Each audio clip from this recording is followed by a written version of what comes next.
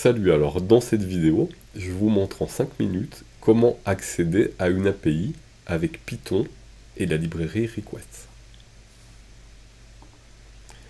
Alors la première chose, c'est de trouver une API à attaquer avec Python. Donc j'ai choisi, pour vous montrer la mécanique, j'ai choisi l'API CoinGecko, qui offre tout un ensemble de endpoints. Donc un endpoint, en fait, c'est un service web qui renvoie un ensemble de données. Alors j'ai choisi ici ce endpoint-ci qui va vous lister des infos sur toutes les crypto-monnaies référencées sur CoinGecko. Alors je vais dérouler ici les infos de l'API et je vais venir aller exécuter l'API.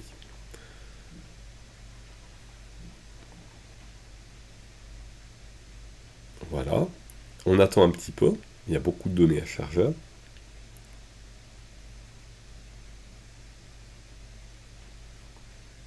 Et on voit que CoinGecko renvoie du JSON dans ce format-là.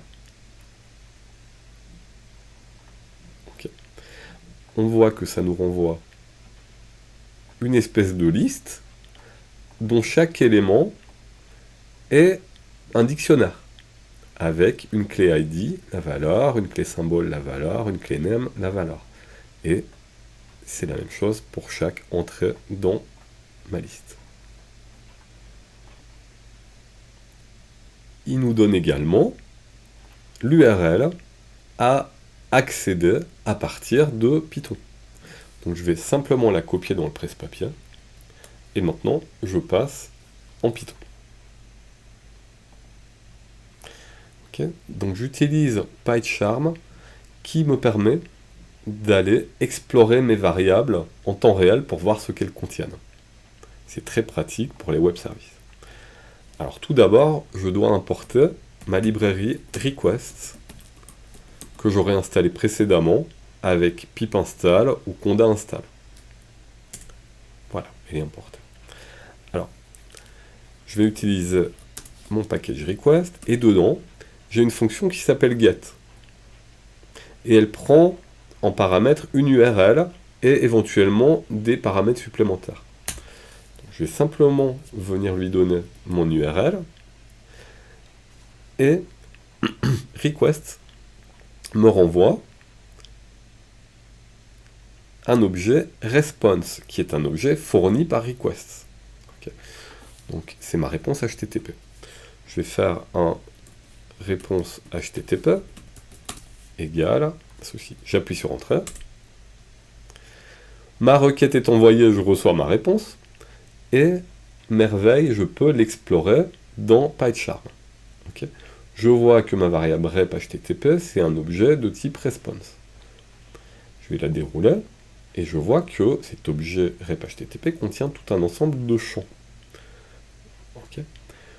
Je vois, par exemple, que j'ai un status code qui vaut 200. Donc si je veux récupérer le status code, rep http.status code, ça vaut 200. Super.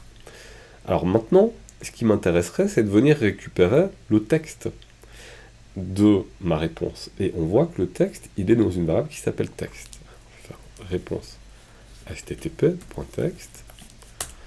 Et super, ça me donne ceci, mais on voit que c'est du string en fait. Et moi, ce qui m'intéresserait, ce serait de récupérer la liste avec chaque élément qui est un dictionnaire. D'accord? Comme on le voit ici. Je voudrais une liste avec chaque élément. Donc du coup,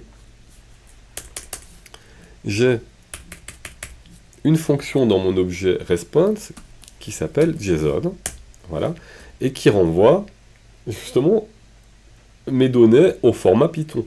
Donc là, je vais avoir une liste de crypto. Je vais l'appeler crypto au pluriel. Okay. Voilà. Et ici, je vais refermer rep HTTP et je vais venir explorer crypto. Je déroule. Je vois que c'est une liste et chaque élément est un dictionnaire avec une entrée ID, une entrée symbole, une entrée name. Je peux dérouler si je veux. Une entrée ID, symbole. C'est super. Donc du coup, si je veux récupérer le premier élément. Mais je mets 0, c'est l'indice dans ma liste. Donc du coup, voilà mon résultat. Et cet élément est un dictionnaire. Si je veux récupérer par exemple le symbole, ok, ben, j'attaque comme un dictionnaire, je mets la clé, et ça me renvoie le symbole. Okay, super. Donc maintenant que je vous ai montré comment ça fonctionne dans la console, on va simplement mettre ça en pratique dans un programme. Okay, donc j'ai le programme qui est là, je vais recommencer à 0. Donc, je commence par importer request. Okay, je vais diminuer un peu ça. Voilà. Ensuite, je vais appeler ma fonction request.get. Je lui donne mon URL. Boum. Je récupère ma réponse HTTP. Voilà. Et ensuite, je vais récupérer mes données. Donc, je vais l'appeler, par exemple, données égale réponse HTTP, résultat de la fonction JSON. Ok. Et maintenant, je vais venir itérer, puisque c'est une liste de données, je vais venir itérer sur ma liste. Donc, je vais faire un for données au singulier in mes données. Ok. Données au singulier, c'est donc un dictionnaire avec mes 3 entrées. Et donc, du coup, je vais faire un print de données. Et si je me souviens bien de la structure qui est ici, je vais aller récupérer mon champ name, par exemple. Ok, données, name. Je lance.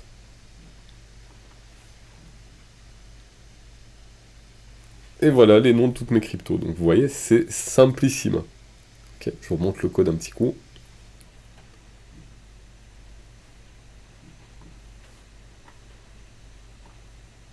Et voilà le travail.